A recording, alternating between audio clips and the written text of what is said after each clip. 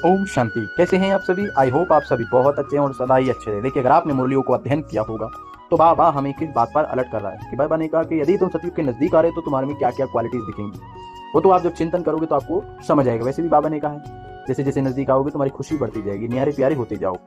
लेकिन बाबा ने आज हमें धारणा में क्या कहा, हम इस मुद्दे पर बात करते हैं, क्योंकि जो बाबा धारणा में हमें देता है उसको धारण करना होता है। ठीक है, बाकी देखते हैं बाबा हमें क्या कहते हैं। बाबा ने कहा सदा इसी नशे में रहना कि हम अभी यह पढ़ाई पूरी कर मनुष्य से देवता अर्थात तो विश्व का मालिक बनेंगे। जो पढ़ाई है ना, पढ़ाई जब पूरी होने वाली तो ये खुशी रहती है, भैया मैं ये बनने वाला हूँ। जैसे 5 साल का मेडिकल होता है तो 2 साल बाद इसको लगता है कि यार वो नापने वाला होता है ना, आला थर्मामीटर कई चीज अपनी जेब में लेकर घूमता है। उसको लगता है यार 5 साल बाद तो मैं डॉक्टर बन जाऊंगा, बढ़िया सी जॉब होगी या क्लिनिक होगी, आराम से बैठकर सबकी सेवा करूँ।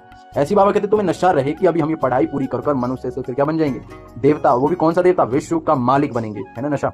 हमारे राज्य में पवित्रता सुख शांति सब कुछ होगा। ये नशा है कि मेरे राज्य में सब कुछ होगा, उसे कोई छीन नहीं सकता, क्योंकि भगवान ने स्थापन किया, किसी मनुष्य ने नहीं किया जो छीन लेगा। क्योंकि जो देहीदारी प्रॉपर्टी बनाते हैं तो उसमें कोई ना कोई अपना हक जताने आ जाता है। यहाँ स्वयं भगवान की प्रॉपर्टी पर हमारा राज्य होने वाला है, इसलिए कोई इसे छीन ही नहीं सकता। बाबा ने कहा इस पार से उस पार जाने के लिए याद की यात्रा में अच्छा तैराक बनना है। क्योंकि तैराक तो बहुत होते हैं, लेकिन बनना वो तैराक है जो एकदम पार कर दे, जो विपरीत दिशा में भी तैरना जानता हो। क्योंकि मरी हुई मछली पानी के साथ तैरती, जिंदा मछली पानी के विपरीत तैरती। तो हम आत्मा परिस्थितियों में बिखरने वाले नहीं, निखरने वाले हैं। इसलिए बाबा ने कहा इस पार से उस पार जाने के लिए याद की यात्रा में अच्छा तैराक बनना है। माया के गुटके नहीं खाने, कभी कुछ कुछ ना कुछ तो होता रहेगा, लेकिन स्थिति फर्स्ट। फिर बाबा ने कहा याद के चार्ट को, बाबा ने कहा माया के गुटके नहीं खाने, अपनी जांच करनी है कि याद के चार्ट को यथार्थ समझकर लिखना है। ठीक है ना, याद का जो चार्ट है उसे सोच समझकर और यथार्थ रीति से समझकर लिखना है। जैसे आप अगर मुरली अध्ययन करोगे तो बाबा से किसी बच्चे ने कहा कि बाबा मैंने 5 घंटा याद किया, बाबा ने कहा असंभव है भाई।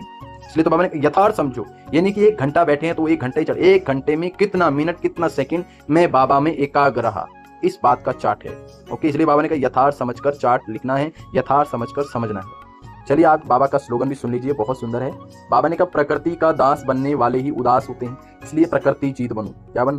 प्रकृति का दास बनने वाले क्या होते हैं? उदास होते हैं, इसलिए प्रकृति जीत बनो। ये प्रकृति है, इसलिए बाबा ने स्वमान दे रखा है, मैं स्वराज्य अधिकारी हूँ। और जो संगम पर रहता है उदास, वो बनता है वहां जाकर दास। बाकी आगे चिंतन करिए, मनन करिए, खुश रहिए, आबाद रहिए, दिल्ली रहिए, फरीदाबाद रहिए, पर शिव बाबा को सदा याद करते रहिए। ओम शांति।